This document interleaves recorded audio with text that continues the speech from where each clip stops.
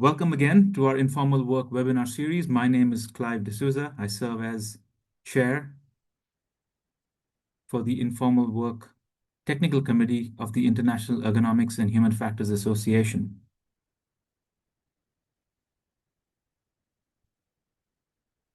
Just checking my chat real quick. Today's webinar, we are very pleased to have with us members from the Workplace Health Without Borders organization. And our webinar today is jointly organized by the IEA as well as Workplace Health Without Borders. The topic for today's webinar is assessing physical risks of young workers in agriculture. Special groups need special methods. Before we kick off today's webinar and introduce our panelists, before that, I'd like to give you a bit of a background about our technical committee and invite you to join us in many of our events and upcoming meetings. We are the IEA Technical Committee on Informal Work. We host a webinar series holding about one webinar every other month. Our technical committee also meets monthly on Zoom. This occurs on the third Friday of every month at 8:30 a.m. US Eastern Time. We have to date about 9 webinars conducted, and there is a QR code here on the screen. All of our webinars, including today's, will be recorded and posted on YouTube. So you can access them at any time for free. Using this QR code will take you straight to our webinar playlist. Supporting me on my work as technical committee chair are 4 vice chairs from different regions of the world. We have a vice chair for Latin America, Alen Garagai, vice chair for Asia and Pacific, Professor Mohammad Muzamil, vice chair for Africa, Augustin Aqua, and a vice chair for Europe, Maggie Graff. I've posted their email addresses here, including my own. If any of you are interested in learning more about informal work, about our technical committee, or are interested in presenting in a future webinar on this topic, you're welcome to reach out to me or any one of our vice chairs. A big focus of our technical committee for the upcoming year is supporting a conference that's happening in November, and this is the first international conference on informal work, focusing on health, safety, and well-being. This conference is being hosted by the University del Valle in Cali, Colombia, and is also led by the Global Coalition on Informal Work, the IEA, the International Organization of International Occupational Hygiene Association, and the International Commission on Occupational Health, Scientific Committee on Small-Scale Enterprises, and the informal sector. So we have various different collaborators helping together to put this conference together, the first of its kind focused on informal work. The QR code on this site will take you to the conference website, which has more information about it. Call for abstracts is open, and abstracts are due July 20th. So here are some key dates for the conference. I hope you will consider being a part of this important initiative and consider submitting your work to this conference. Today's agenda, we'll start off with a kickoff message, which is basically my introduction over here. I'm going to hand it over next to Mary O'Reilly, who will introduce Workplace Health Without Borders and today's presenters, following which we will have 4 back-to-back presentations, 2 in English, 2 in French, and followed by a moderated Q&A session for the last 20 to 30 minutes that will be moderated by Donald Cole and Bernard Martin in both English and French with live translations. So if you have any questions along the way, please post them using the Q&A feature or in the chat, and we will address these during the Q&A portion of today's webinar. With that, I'd like to welcome Mary O'Reilly to introduce the Workplace Health Without Borders organization and today's presenters. Over to you, Mary. Thank you.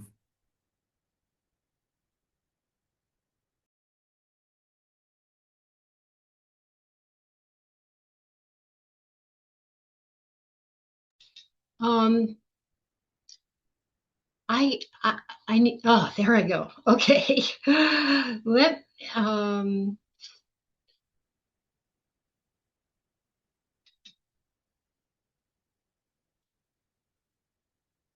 Before I introduce the panel, I would like to be able to give a brief introduction to Workplace Health Without Borders.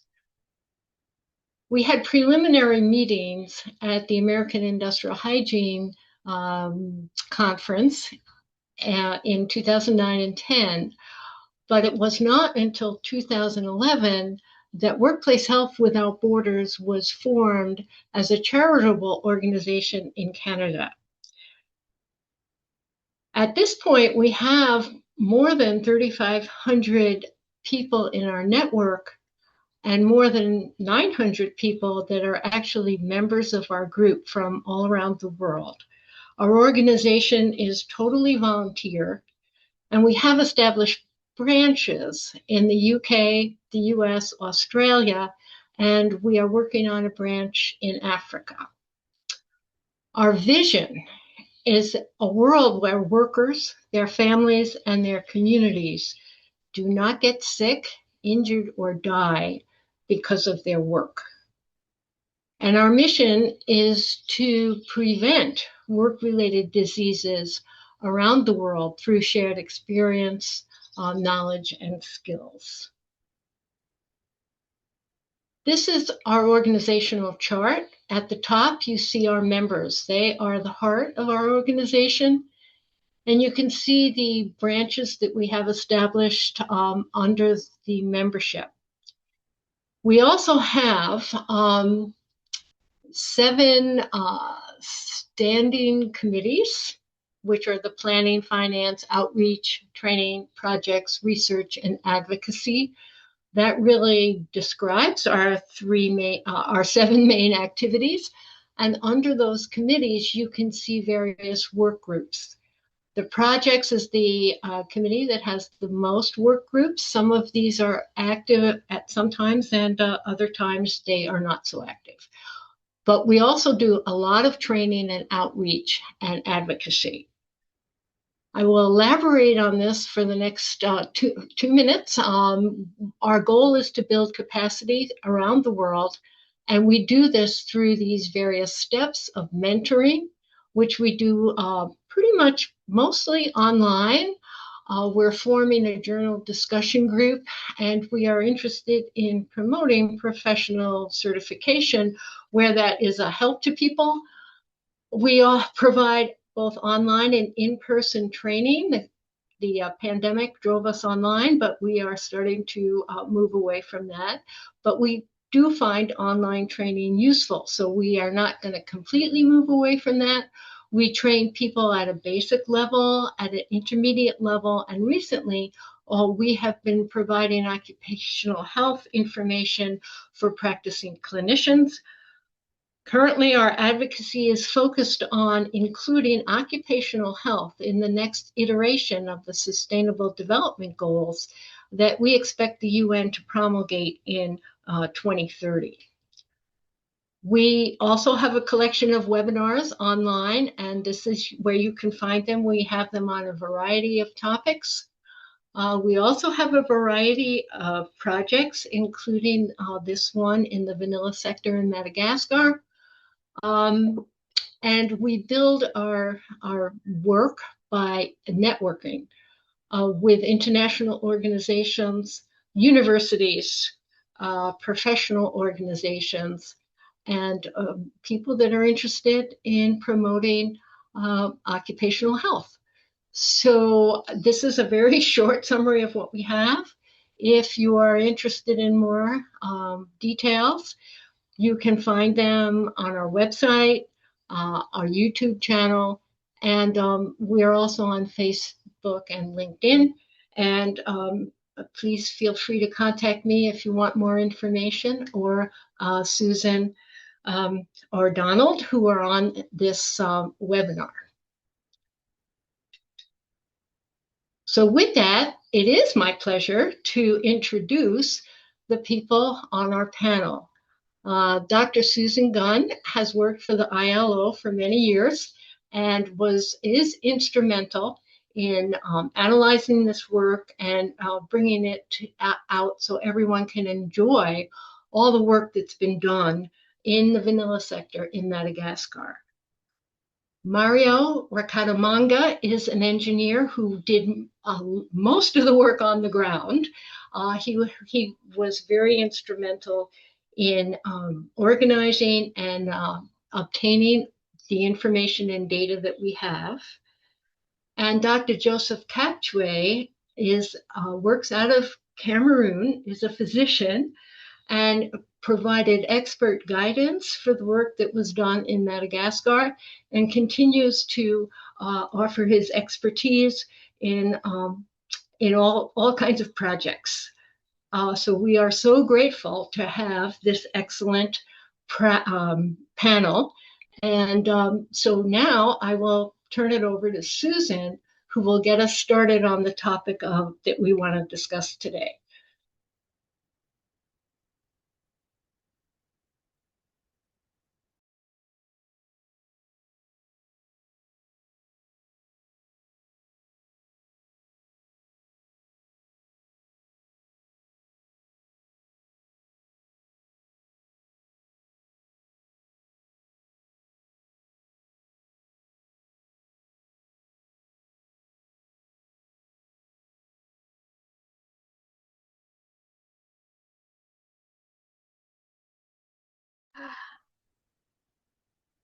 So as you may know, millions of young people are working in the informal economy.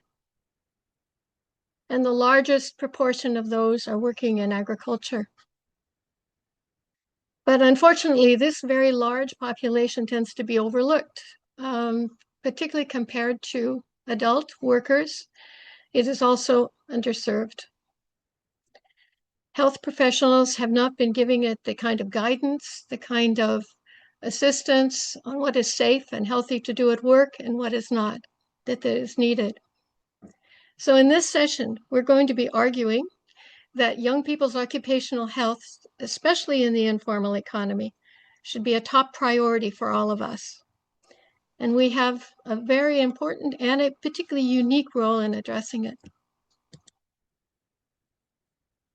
Okay, first I will be starting our presentation by describing the general facts about young workers and why we are concerned, why we think it's our concern, and then introduce the project that will be discussed by my colleagues.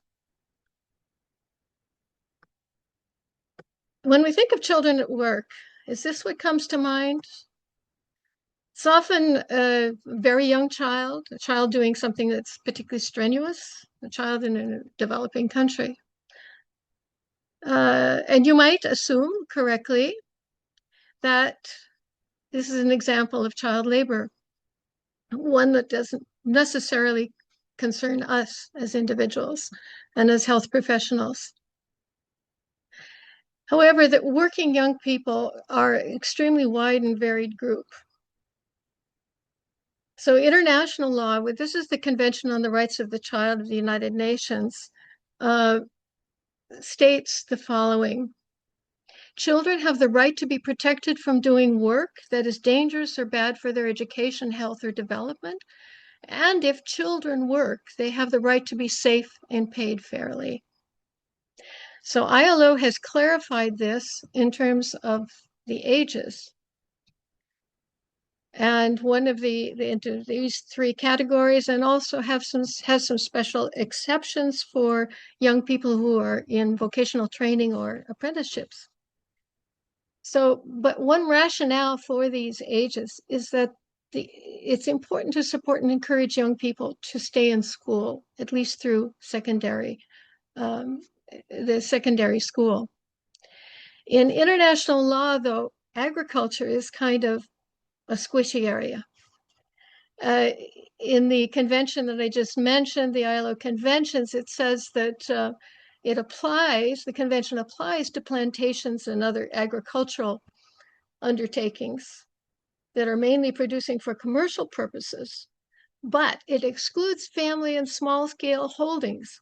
In other words, the informal economy that are producing for local consumption and not regularly employing local hired workers. So you see, this is an area, a gap, a need. So a key point I'd like to make is that regardless of whether work is legal or illegal, regulated or not, young people of all ages are performing tasks that count as work. And that until age 25, I neglected to mention that youth are defined according to the UN generally as those 15 to 24. So until age 25, they can constitute a group that is different from adult workers because they're physically, socially, and psychologically developing. This is our target group. So just a quick summary. The young people are working in all aspects of the informal economy. They're also working throughout the formal economy. But their health is poorly represented in the literature. There's very little, comparatively less research that's focused on them. The ratio of research on young workers' health is 1 study for every 100 on adults. Why is this?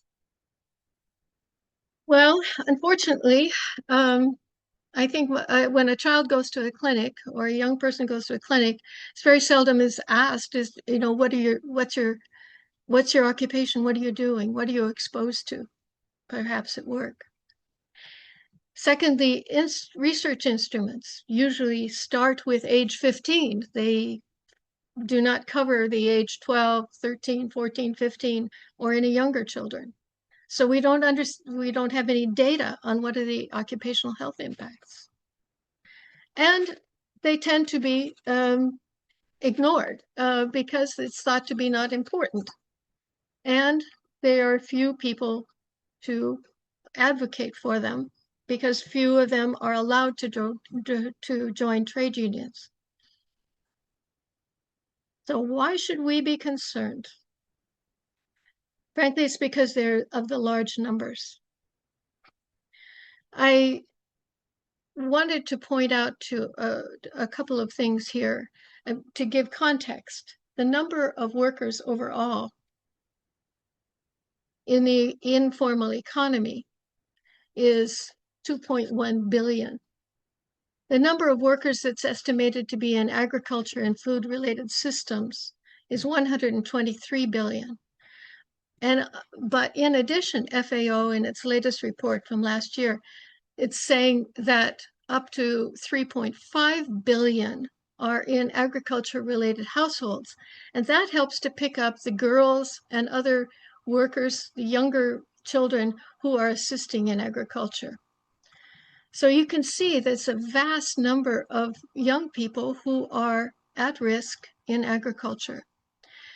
It's also a dynamic situation because informality is increasing. More and more youth are at risk, and a lot of those are the younger ones. Another reason we should be concerned is because they have some say that actually it's the highest group that have injury risks. And I just point out a couple of points here that we don't have good statistics on fatalities or injuries for young people. But for example, from the United States, we have the number of youth killed per year, 22,000 non-farm injuries. Oops. And so the fatality rate for all industries, comparing agriculture to other industries, is almost 15 to 2. So you can see that it's something that demands a great deal of attention. Now, young workers are good. They're dynamic, they're flexible, they are adaptable, and they're eager to work and to learn. But they are more vulnerable than adult workers for a couple of reasons, psychologically and for social reasons, mainly because they are less well trained and less experienced.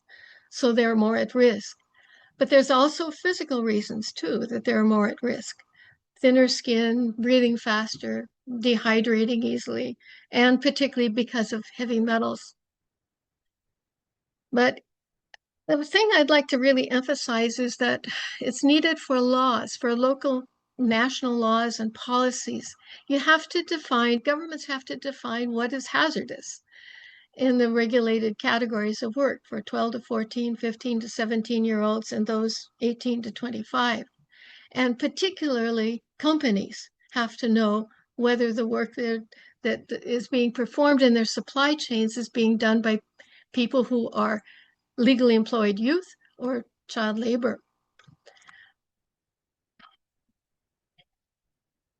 There's very strong reasons for young people to be at a greater risk throughout their careers. There's a longer period of exposure, and we don't really know what the effects of these exposure of some of the toxic substances are likely to be.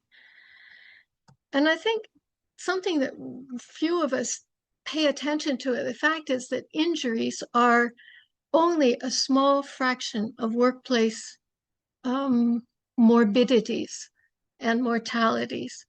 An estimate has been done that it's practically 89%, 89% is of workplace health illnesses, as opposed to a much lower percentage for injuries. And the injury rates are going down, not up. It's the long-term chronic health conditions which are going up. For youth, we are estimating, there's some evidence to suggest that it's actually the psychosocial aspect which are most damaging to young people.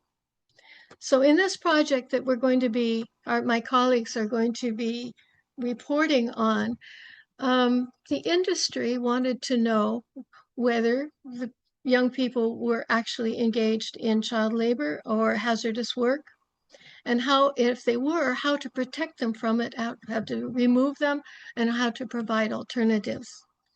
The ILO wanted to know, is there a practical approach that they can use in all informal economy sectors to help governments understand what is hazardous and what is not?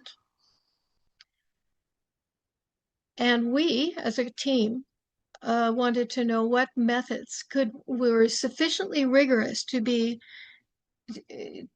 to provide the evidence we need, but also sufficiently practical in developing country, for example, situations, so that they could actually be used.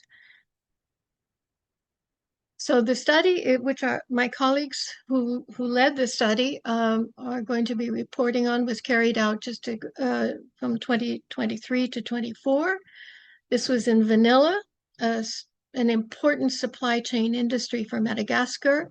And it was carried out over a full year of production so that we could capture all different tasks which young people were doing.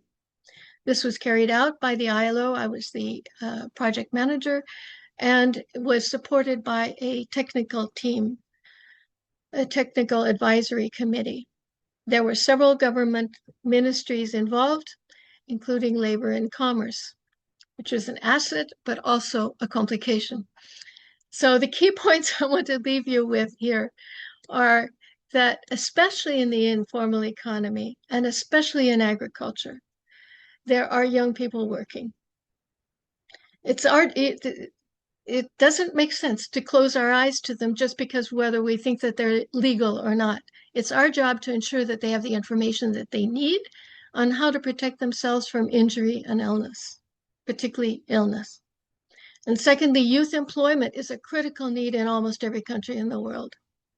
But the line between youth employment, legal youth employment, and child labor is not always clear, and is dependent on the ability to assess the hazards and calculate the risks. It's our job to help set that boundary.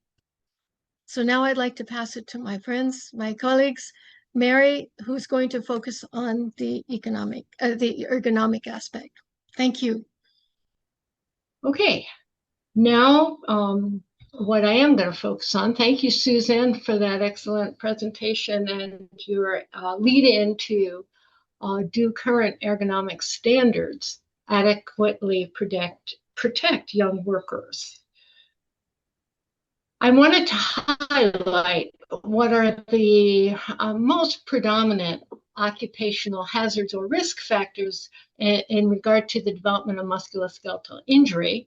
Force and repetition are two really big ones. Sustained and or awkward postures are serious risk factors, and stress is a serious risk factor. Susan referred to this as psychosocial effects.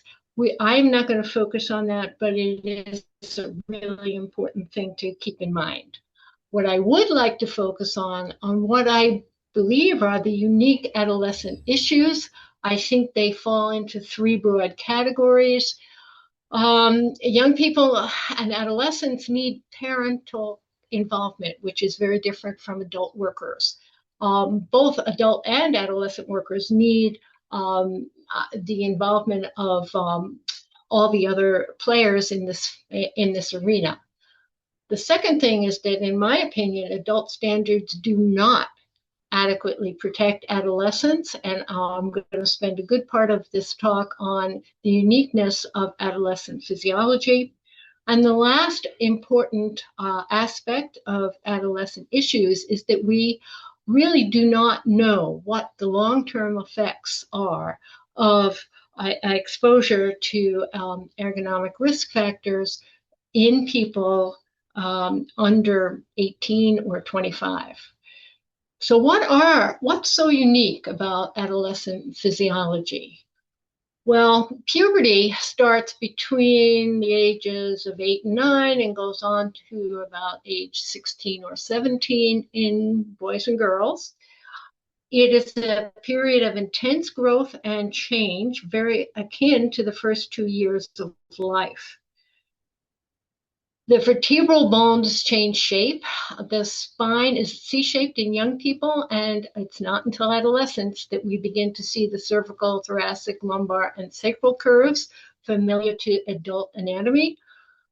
There is active growth in the long bones through the epiphyseal plates that makes the bones get longer, but there's also width growth by laying down new bone, lamellar bone, which takes 2 years to mature to the strength of an adult bone. And while the growth plates are still active, they are focuses of vulnerability in terms of the musculoskeletal system. And what's interesting in adolescence is that muscle strength also increases quickly, and it increases more quickly than bone strength. All the musculoskeletal risk factors that we mentioned are present for adolescents, and they are even more sensitive to these hazards than adults. And as Dr. Gunn referred to, the brain does not develop linearly in all places, and the limbic system develops first, which is where we have fear and anger. The frontal part of our brain does not complete development in many people until 25 years of age, and that's the place where we actually analyze situations and make rational decisions. So the unique adolescent hazards or risk factors are the four things that we talked about. We didn't talk about different perception of pain, but we'll come back to that. And these two risk factors are present in adults as well, but because of the vulnerability of young workers, they play an even more important part in their in maintaining their health and well-being when working. What we do know, this is drawn on from more than 30 studies in more than 12 countries, that we do know pain is the first sign of a musculoskeletal injury in adolescents as well as adults. Pain doesn't always turn into an injury, but it's the first sign that one may be developing. And pain is perceived differently in adolescents than adults. They may be more reticent to describe their pain, but it is important to pay attention to that. We also know from these studies that low back pain is associated with carrying more than 15% of body weight. It's associated with flexing the trunk more than 20 degrees, bending forward. And we also know that it's associated with maintaining the same posture for any length of time. And adequate rest and sleep and nutrition are extremely important during adolescence, even more so than for adults. So what are the steps in an ergo evaluation? Well, the first step I'm not going to spend a lot of time on, as important as it is, but I want to move on to how we quantify perceptual parameters, fatigue and pain in particular, and how we measure physical parameters. And the most important step is to correlate the outcome, the perceptual parameters, with the physical characteristics that may be producing them. So perceptual measurement is, there are several surveys and questionnaires out there that have been validated that can measure both pain and fatigue. The one I have used most often is the NIOSH, National Institute of Occupational Safety and Health, pain survey developed in the US. You do not have to include all of these parameters. You can alter these as you see fit for your project, but it is important to keep this Likert scale in there to see, and what is it, never, rarely, sometimes, often, and daily. And so this is an important thing to measure, because if you do an intervention, you can see a change in the total score. Fatigue surveys, I have not used directly, but I have read about a lot of work that does use these. These are validated surveys that measure fatigue in general. And there are some fatigue surveys that are directed towards specific sectors, for example, transportation or driving. So these would be fatigue surveys that might be useful when you're doing an on-the-ground survey. Physical measurements. It's so important to take these. Body weight measurement is usually taken in a clinical setting, but you need to measure the load, and I'm usually not without my force gauge when I'm out and about in a workplace. These force gauges are fairly affordable, between $50 and $200 US. You can measure in different units, kilograms, newtons, pounds. You set that. They have different attachments, so this is easy. If you can hook something on there, you can measure the weight, but you can change this this adaptation, so you can put on something where you can measure how much force it takes to push something. So these are really useful in the field, and I think that they are very light and easy to carry, so it's a good thing to use. You do need to estimate carry distance, but I never use a tape measure to do that. You can estimate this, and one of the things I would suggest using is a soccer field.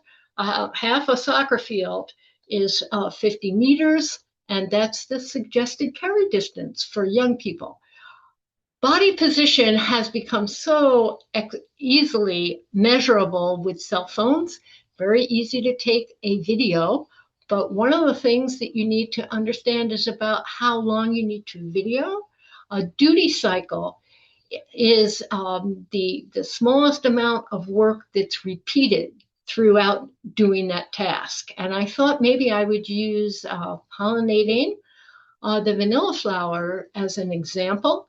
You would, from the time you pick up the flower, pollinate it, put the flower down, and go to the next flower, that's a duty cycle. You're repeating that over and over again. This gives a lot more texture to just saying that pollination is done for 3 hours. This allows you to calculate a work-rest cycle, which is so important for a musculoskeletal injury development. And when you have your video, you do not need to measure exactly the angle. If you take these big landmark angles, you can eyeball that on your phone video and come up with some data to work with. An ergonomics assessment is iterative. It needs to be repeated. So the goal of doing this isn't just to get the measurements. The goal of doing this is to design an intervention that will reduce the adverse outcomes of pain, fatigue, and injury. But it needs to be iterative. Once you do the intervention, you need to go back and see whether it's had an effect. These are some guidelines for youth that were developed in Wisconsin at the Marshfield Clinic for children working in the U.S. Again, it emphasizes the involvement of parents and community, but tasks must be age-specific and appropriate for each person because we all don't develop at the same speed. The weight carried has to be proportional to body weight. This makes it difficult because you can't just say one weight. You need to know the body weight of the person or child or young person doing the task or the job and the proportion of the weight that they're carrying to their body weight. One way to control this might be used to use smaller containers or partially fill large ones. The load should be not carried more than 50 meters. This may be difficult, but you can maybe do a relay system or have different collection. You need to be creative, and each situation is different. So there's not one solution that fits everything. And of course, long spells of work doing the same thing. Okay, so now we're trying to record again. This is much easier. Not sure that this works so well. I'm not even sure how I got here. But let's see. Okay. I'm so sorry for that. I was trying to get that out of my recording. It's tied into this slide. But let's just take a quick look here because this sums up what it takes to reduce the risk of musculoskeletal injury in young workers. So again, parental community involvement. You need to integrate the special vulnerability of young people that we just talked about, need to measure ergonomic metrics and connect the stress or the risk with the specific outcome, need to design practical, doable interventions, and you need to go back and show that that actually reduced the adverse outcomes. And need to develop learning programs that everyone can understand, parents, workers, the whole community. I want to thank you very much for your attention. Sorry for the glitch in my presentation, but I'd be happy to stay in touch with anyone after this if you have questions or would like to just talk with me. So thank you so much. Thank you, Mary. Our next two presentations are in French. So what we have done is we've created a recording of these along with English subtitles, so all of you can follow along. And also I'll be playing these next two presentations back to back. Please feel free to post your questions using the Q&A feature in our Zoom platform, and we'll get to those during the following Q&A section. Bonjour à tous, je suis Dr Joseph Silver Captué, médecin spécialiste en santé et sécurité au travail et hygiène industrielle et consultant au Bureau international du travail. J'ai participé à cette étude sur l'évaluation des risques en santé et sécurité au travail des enfants dans la chaîne d'approvisionnement de la vanille. Mon apport a été de travailler sur la méthodologie, de former des enquêteurs et d'analyser et d'aider à analyser les risques qui ont été identifiés. Alors, dans quel contexte on est amené à faire cette étude? Nous devons retenir que la vanille doit rester un pilier durable de l'économie de Madagascar. Et on a remarqué qu'une forte population des enfants travaille dans cette chaîne de valeur. Selon l'Organisation internationale du travail, 10,5% des enfants de la région de Sava travaillent dans la vanille, parmi lesquels environ 3% effectuent des travaux dangereux, considérés comme dangereux. Et quels sont les facteurs qui amènent les enfants à travailler de cette manière-là? Il y a d'abord la précarité, il y a le manque de connaissances, la désinformation et le contexte socio-culturel qui perpétue ces pratiques. Quels sont les objectifs de cette étude? Il s'agit d'identifier les risques auxquels sont exposés les enfants afin de fournir des recommandations d'amélioration de la santé et sécurité au travail pour obtenir des conditions de travail décentes. En termes d'objectifs opérationnels, il s'agit d'identifier spécifiquement les tâches exécutées par les enfants dont l'âge est compris entre 13 14 ans et entre 15 et 17 ans. Je reviendrai plus tard sur cette segmentation. Et après, il faudrait évaluer le niveau de risque pour les classer comme travaux non autorisés ou bien autorisés sous condition. Et enfin, généraliser des données pour renforcer le plaidoyer et créer des systèmes, des outils éducatifs de sensibilisation, tels que les boîtes à images. Quels sont les outils? Quelle est la méthode utilisée? Alors, l'approche utilisée est la méthode Soban et spécifiquement le niveau des Paris.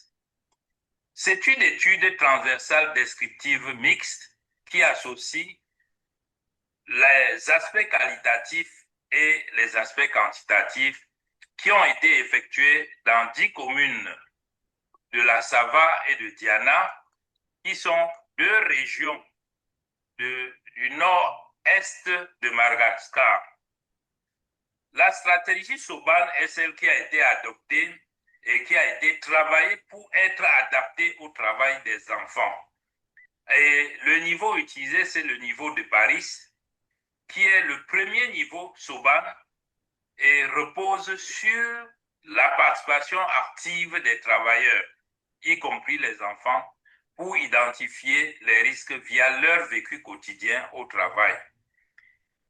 Quant aux outils utilisés, en plus des outils de mesurage, il y a eu des enquêtes sur la connaissance, attitude et pratique dans la zone, les observations directes des situations du travail des enfants, des interviews individuelles et des interviews en focus group.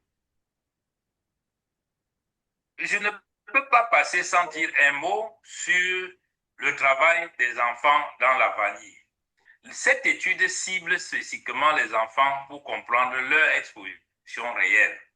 C'est pourquoi on a distingué des enfants de 10 à 14 ans dont le travail est généralement interdit par la réglementation de Madagascar et les enfants de 15 à 17 ans dont le travail est possible si non dangereux.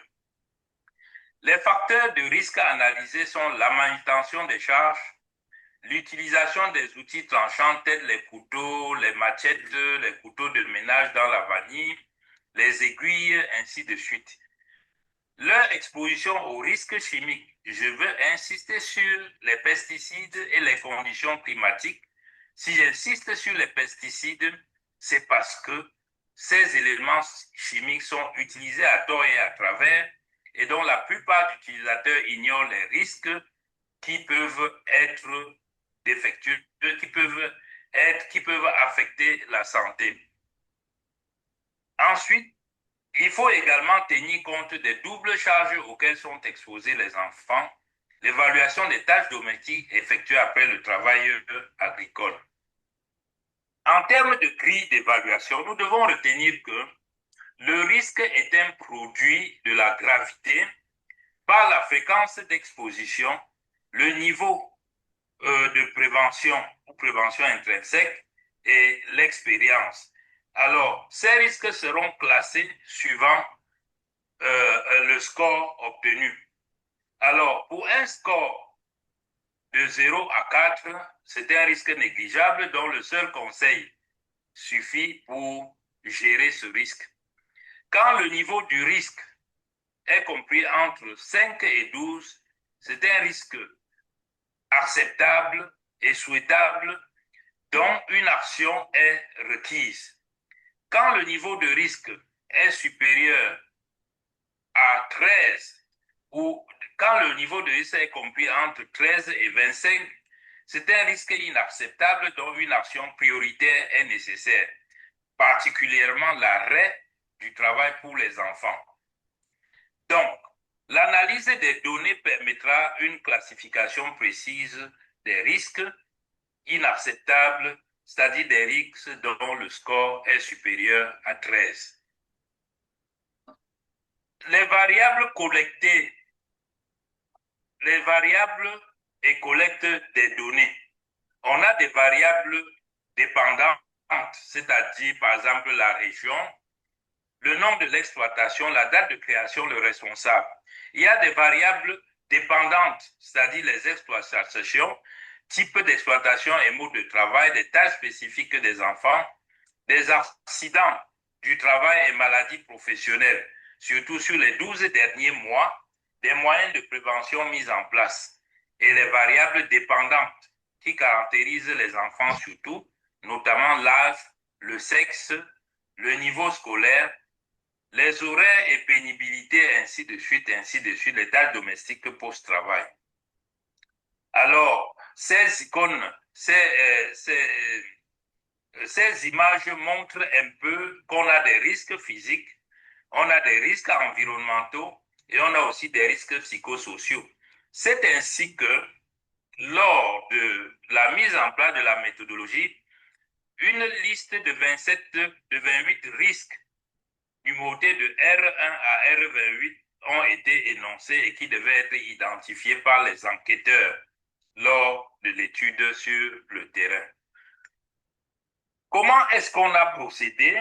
Il y a eu une formation des enquêteurs à la méthodologie, donc 2 jours de formation pratique, 2 jours de formation théorique dans les salles, telles que vous pouvez voir la dernière promotion qui a été formée à Sambava, et dans les salles de formation, vous pouvez bien voir les photos. La formation pratique sur le terrain, vous pouvez bien voir ici Mario qui était en fait le directeur technique de cette étude sur le terrain, et vous pouvez voir aussi ce travailleur qui est en train de travailler avec la machette et les enquêteurs qui étaient en train d'observer le travail. Alors, quels sont les résultats attendus? Ils sont nombreux. Je crois que Mario va revenir dessus. Et quels sont les résultats obtenus? Je crois que c'est le travail que Mario va faire tout de suite. Et vous voyez bien notre équipe dans une plantation de vanille. Nous sommes allés à près de 60 km de Sambava avec toute cette équipe et nous avons bien travaillé pour pouvoir rendre cette étude possible. Je vous remercie. Bonjour à tous. Je me présente, Mario Michael Rakotomang. Je fais partie de l'équipe sur terrain pour la réalisation de cette étude portant sur l'étude de la santé et bien-être des enfants sur la production de vanille. La présente partie est consacrée sur la présentation des résumés des résultats obtenus après l'application de la méthodologie citée auparavant. Il s'agit de l'aperçu des données sur les accidents et maladies professionnelles enregistrés dans les centres de santé locaux, un grand tableau qui indique la prévalence des risques et dangers identifiés par les types d'exploitation auxquels les enfants sont intervenus. Un troisième point sur les motifs de mise au travail des enfants et leur statut scolaire. Et un petit point sur les équipements de protection individuelle observés sur terrain.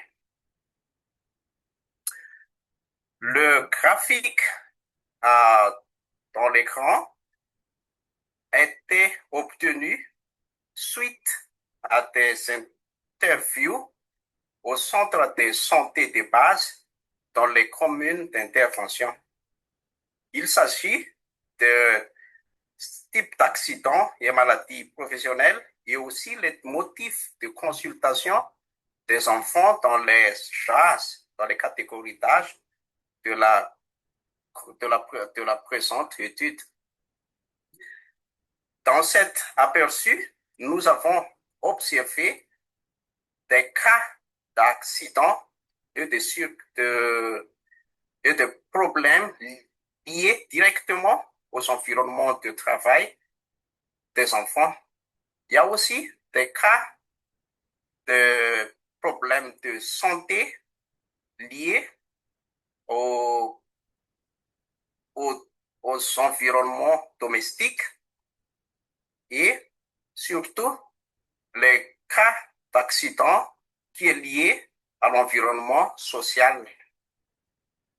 Le tableau même nous indique une grande prévalence des accidents de circulation et aussi le cas de morsure de chien et surtout des traumatismes et des cas de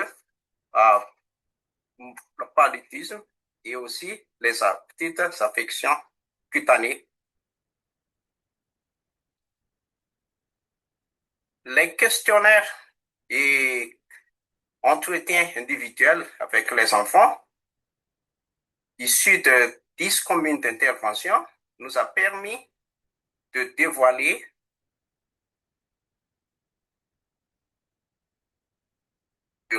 qui a été mentionné auparavant, les risques de nature ergonomique et il y a aussi des risques de type psychosocial. Les scénarios que nous avons sur l'écran nous montrent les réalités sur terrain. Au premier lieu, nous avons une situation qui met l'ampleur de l'ergonomie, c'est-à-dire des postures des enfants pendant l'exécution des tâches liées à la vanille. Un enfant de 16 à 17 ans qui est en train de cueillir les gousses vertes, la main au-dessus de la tête pour de longues périodes d'activité. Il y a aussi en bas de l'écran, nous avons observé des enfants dans les catégories de 10 à 14 ans qui est en train de faire des tâches domestiques là où il y a la présence de feu dans la cuisine qui peut engendrer des risques de brûlure. Au milieu de la scénario, nous avons quelques contenants de produits dangereux. Il s'agit des contenants d'insecticides stockés dans les foyers. Ces insecticides, comme on a cité, on a observé dans le milieu, présentent des risques très sévères parce que les enfants et même les responsables de ménage n'ont pas assez de contrôle, assez de connaissances sur ces produits qui sont utilisés. En bas, nous avons une jeune demoiselle qui est en train de chercher de l'eau dans leur rivière, laquelle on nous montre la présence de risques sur les maladies hydriques, car l'eau destinée à la consommation ne sont pas traitées ni purifiées. Dans le corner en droite en bas nous illustre le risque de piqûre des mains et aussi un risque de nature biologique parce que les sève de la plante peut engendrer des problèmes cutanés et les épines qu'elles utilisent pour la pollinisation de la vanille peut engendrer des blessures graves sur les mains. Après le détail sur les risques observés, nous avons fait la catégorisation en utilisant la grille Soban et là, il est nécessaire de rappeler que l'obtention de ces grilles était suite à l'évaluation, c'est-à-dire que le niveau de risque est le produit de facteurs temps, de facteurs gravité et aussi les conséquences. Dans cette partie, nous avons utilisé les couleurs vertes pour les risques faibles où l'action préventive c'est juste nécessaire, des risques moyens pour les qui a besoin d'actions de protection nécessaires, des risques graves dans les scores qui sont dans le voisinage de grilles cités précédemment, et enfin, les scores qui sont au-dessus de 13 qui met en évidence les dangers immédiats de couleur rouge. Directement, nous allons voir qu'est-ce qu'on a observé pendant les travaux liés à la production des vanilles. Dans les lignes, nous avons observé des natures de risques qui sont liées aux outils tranchants, les piqûres d'insectes, il s'agit des moustiques et guêpes, les scorpions qui peuvent être présents dans les chantiers de plantation, le contact possible avec des sèves qui peut irriter la peau pendant la pollinisation des fleurs et les contacts avec d'autres plantes épineuses, les intoxications suite à la présence de produits dangereux, les postures contraignantes qui mettent le problème ergonomique, les efforts prolongés et surtout les longues heures de travail. Parmi ces risques-là, dans la plantation de vanille, nous avons une grande partie de ces risques sont en zone pour les enfants de 10 à 14 ans. Ça veut dire que les risques sont là et des actions sont nécessaires. Par contre, pour les enfants de 15 à 17 ans, seulement les maladies liées à l'eau et les longues heures de travail sont catégorisées dans les jaunes. Cette section est dédiée aux tâches domestiques des enfants. Les brûlures et feux de cuisson dans les foyers, c'est les tâches auxquelles les enfants interviennent tous les jours. Les coupures de blessures ou les outils tranchants au foyer, les maladies hydriques, les intoxications suite au contact ou possible contact avec les produits dangereux, parce que ces produits-là sont utilisés dans les activités à part la vanille, ils sont stockés dans leur foyer. Et il y a même les enfants qui peuvent être envoyés sur les revendeurs pour acheter ces produits-là. Les punitions et violences et dénigrements, c'est de type social et psychologique. Dans l'analyse dans la suite à l'utilisation de la grille, nous avons une majorité de risques qui sont graves et sévères, c'est-à-dire de couleur marron et rouge. Ça est observé sur les enfants de 10 à 14 ans et même pour les autres enfants plus âgés, 15 à 17 ans. Voyons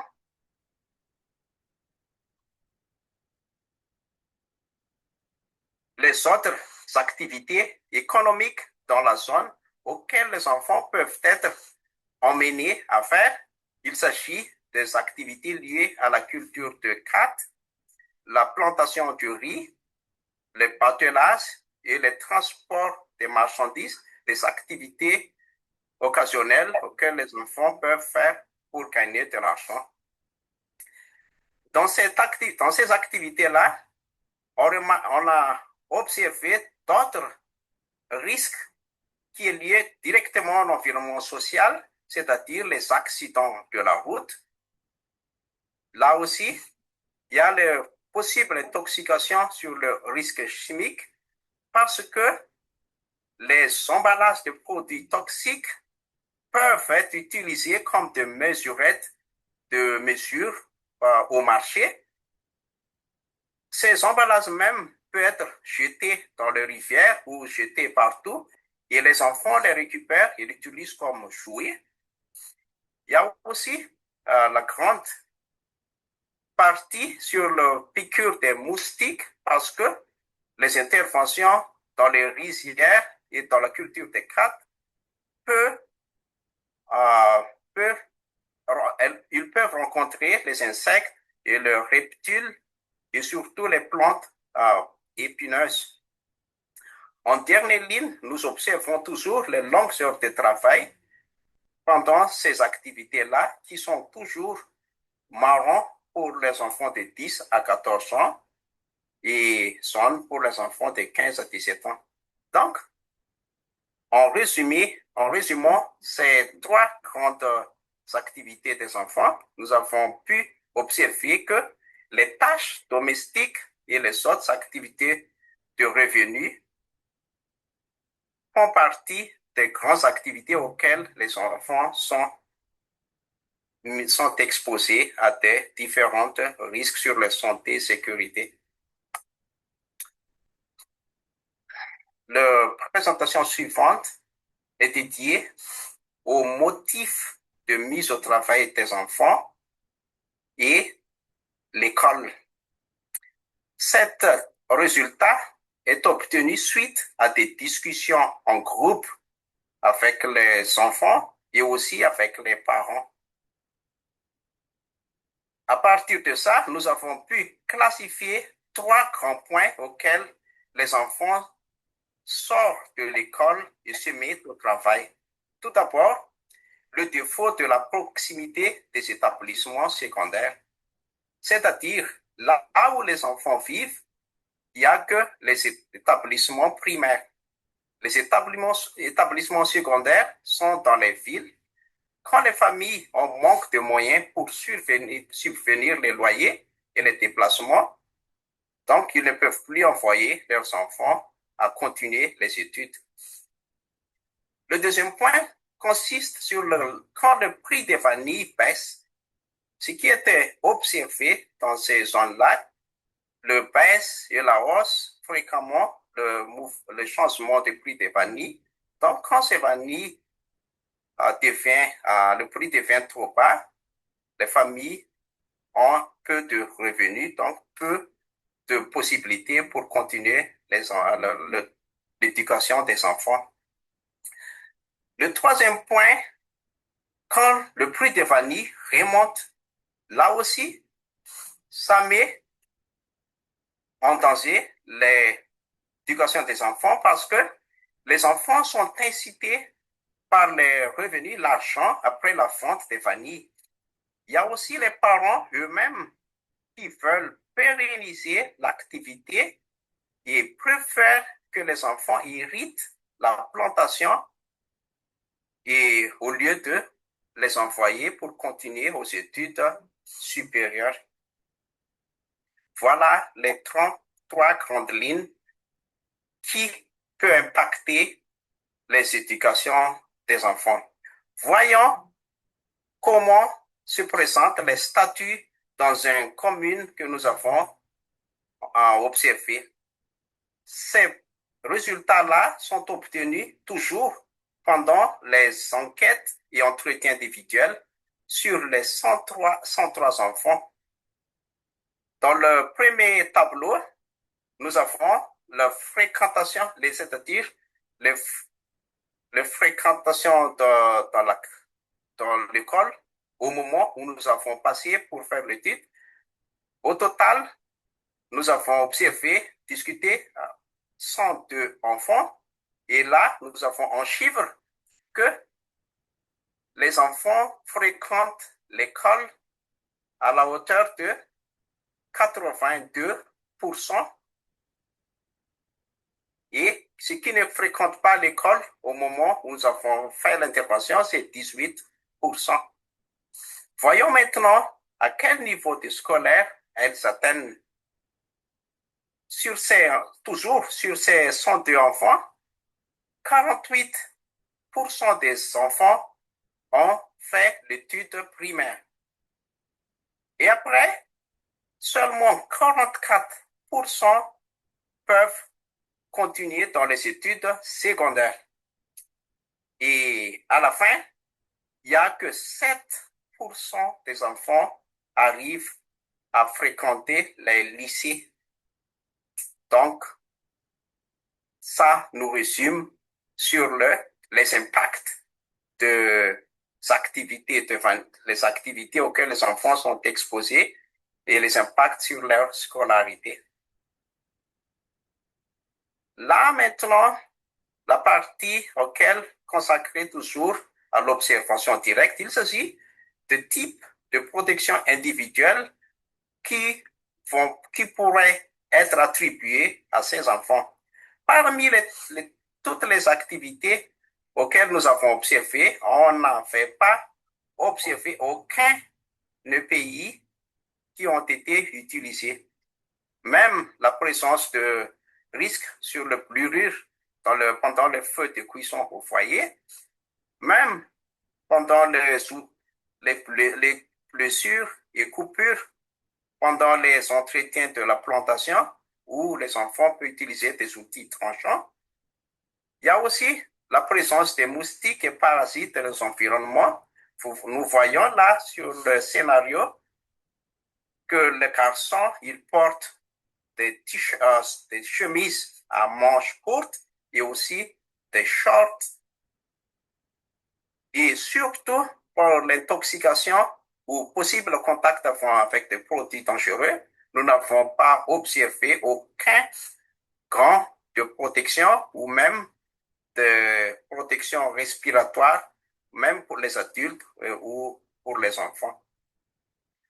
Donc, en résumant cette partie protection individuelle, il n'y avait pas d'utilisation de ces protections pour les enfants. En dernière partie, nous avons énuméré 4 grandes lignes en guise de discussion et recommandations suite à ces évaluations et ces résultats obtenus.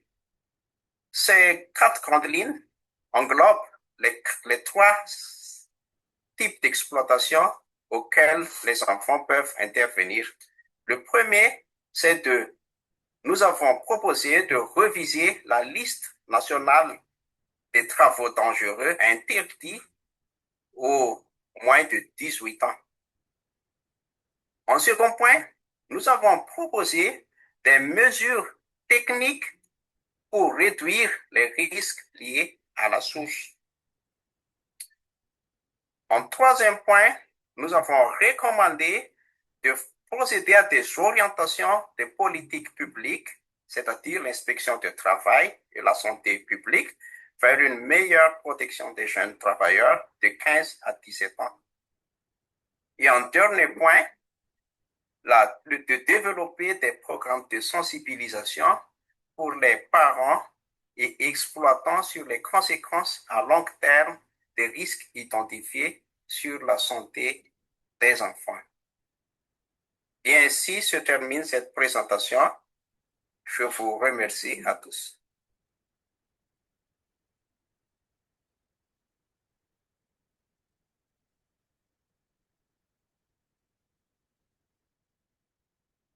Thank you all for those insightful presentations.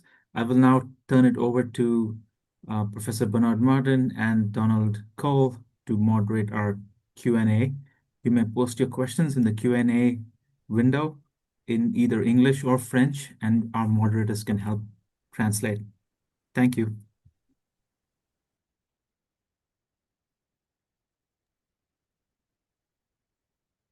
Great. Thank you to those who have been posting in the Q&A various comments. So Dr. Mudgal, an occupational environmental health specialist from India,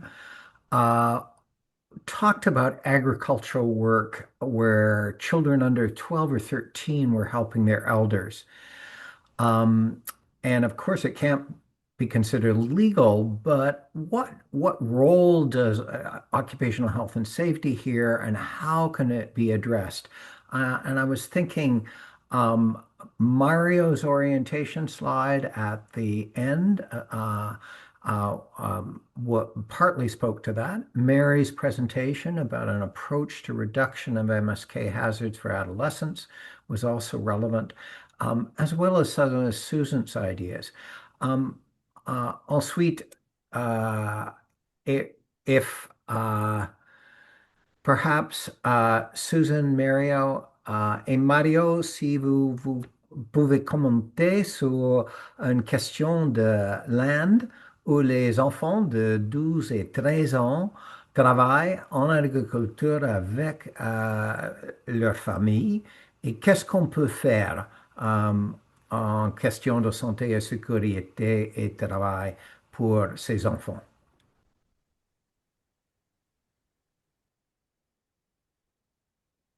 Bon, je peux commencer si vous voulez. I could start. First of all, I would say we need to look at see what the kids are doing. Are they just working alongside their parents? And if so, what kind of particular activities are they? Are they strenuous? Are they affecting their muscular or involving lifting things or hauling things or carrying things? But the number one thing to look for, are they using any kind of chemical substance, or are they being exposed to any pesticides? Because that's the first thing that you're going to look for to protect them. But then is information. Regardless of how old the children are, they need to know what's dangerous. And this is where Mary's recommendations with regard to lifting, how much weight can a young person lift? Mary?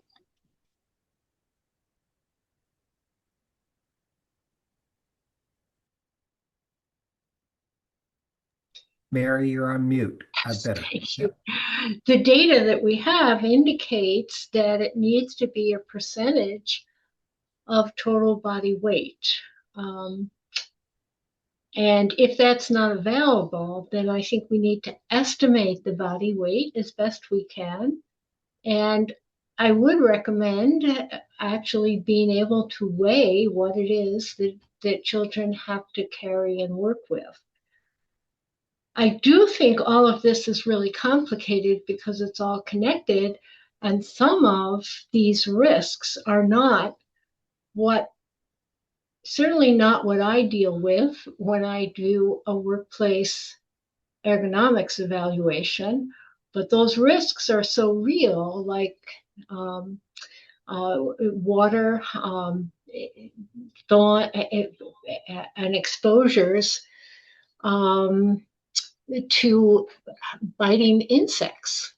And what's really interesting to me is that in some cases, pesticides may protect people from some of those mosquito bites. But when they're used in a way that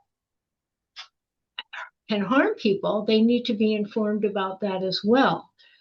So I do see an awful lot of room for discussion and what will work, what needs to be done, and what we can actually accomplish.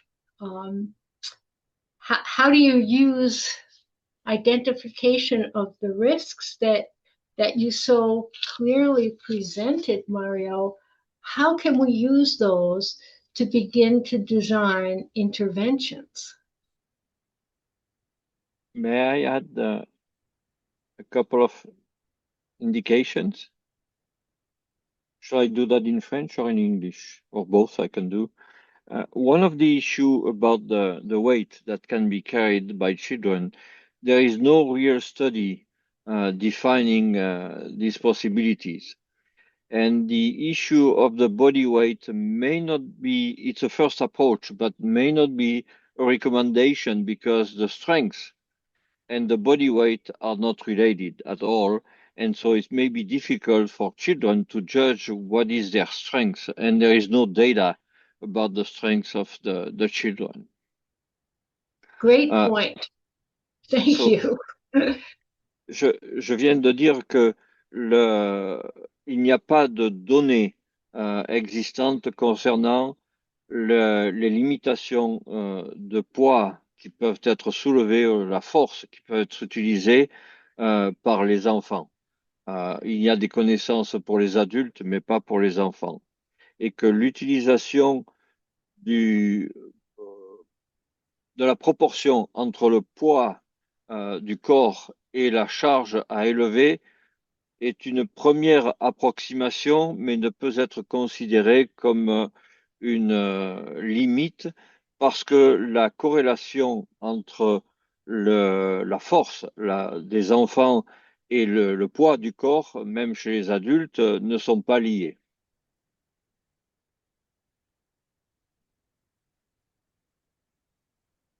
OK, on a 6 minutes qui restent.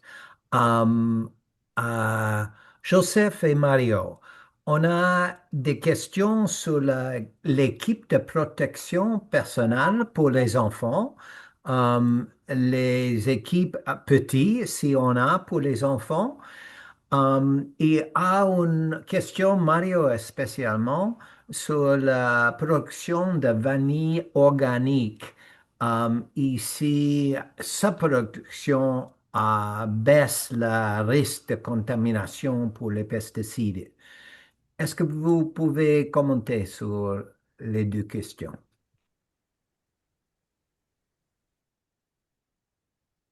Je voudrais, je voudrais peut-être prendre un peu de l'avance sur Mario pour dire que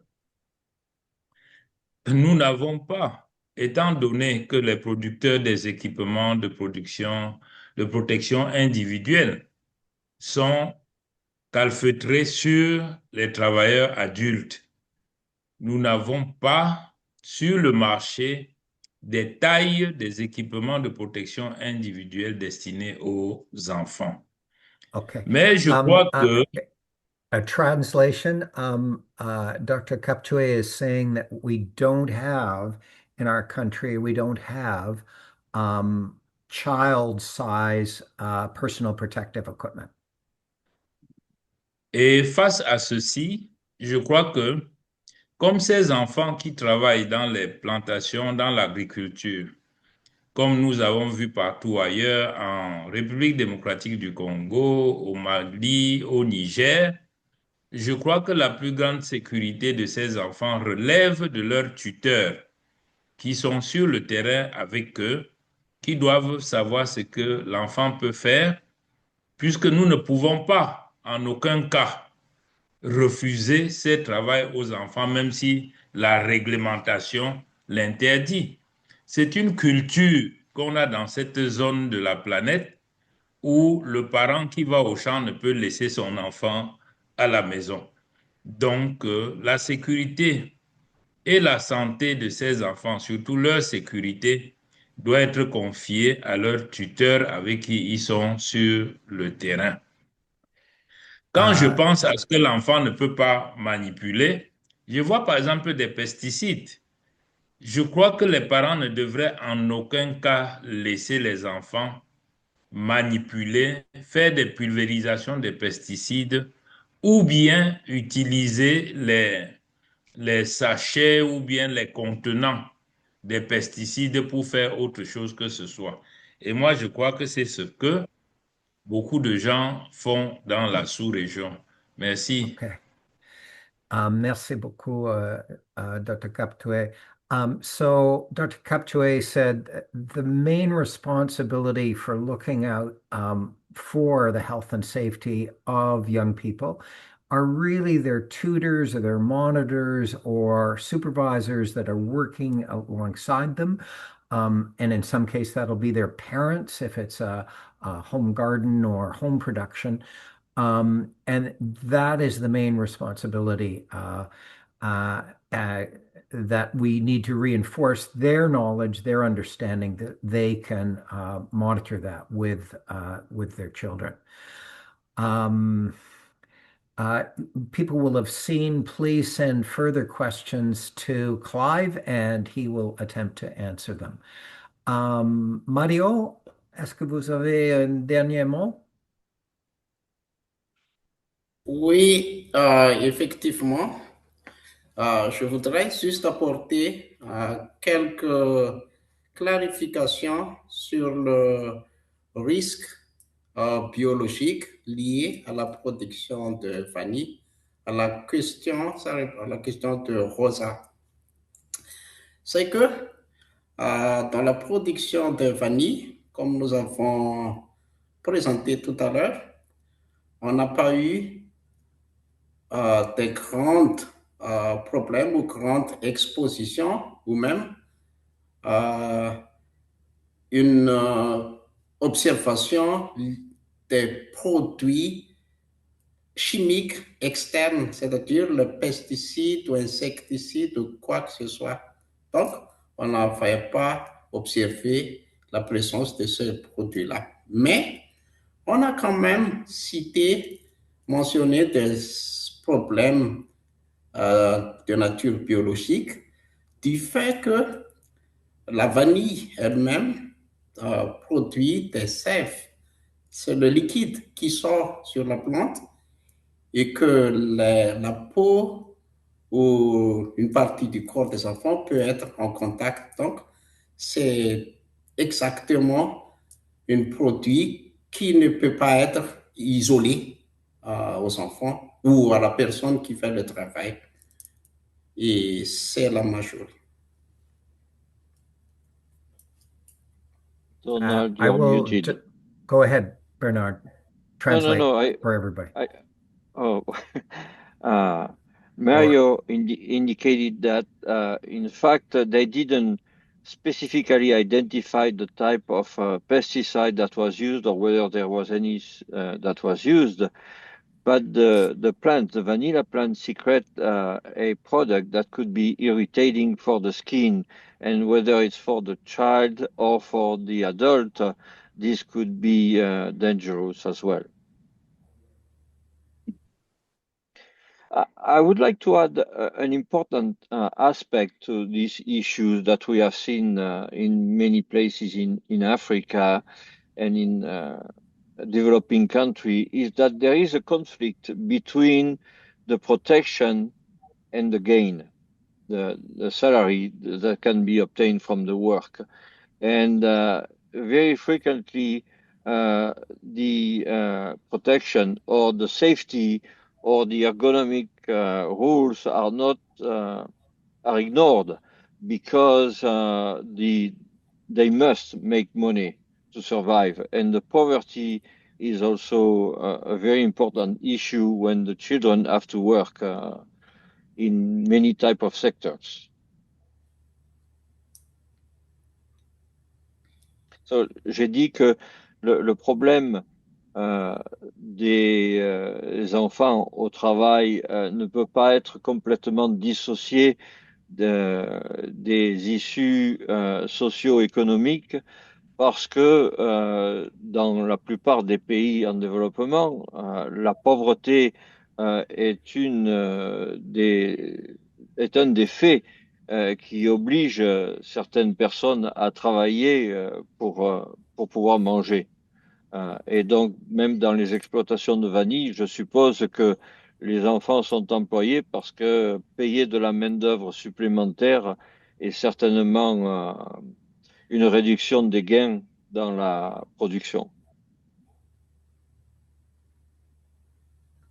Unfortunately, we are out of time. now. If you have any questions that we could not get to, please feel free to send them to me by email, and I will pass this along to our panelists. I would like to thank our wonderful presenters again, once more. We had Mary O'Reilly, Susan Gunn from Workplace Health Without Borders. We also had Mario Rajkoto-Manga and Professor Joseph Kapchue. Thank you all for your presentations. To our wonderful moderators who helped with translation, Donald Cole and Bernard Martin, thank you again for your valuable help. A recording of today's webinar will be posted on YouTube in the next week or two. You should all receive an email for an post-webinar questionnaire. If you complete that, you will receive your e-completion certificate by email sometime in late June. So thank you again for joining us. Reach out if you have questions or suggestions, or you'd like to be part of our technical committee on informal work, and we look forward to you joining us sometime in the future. Thank you all. Have a nice day. Thank you. Thank you, everybody. Bye.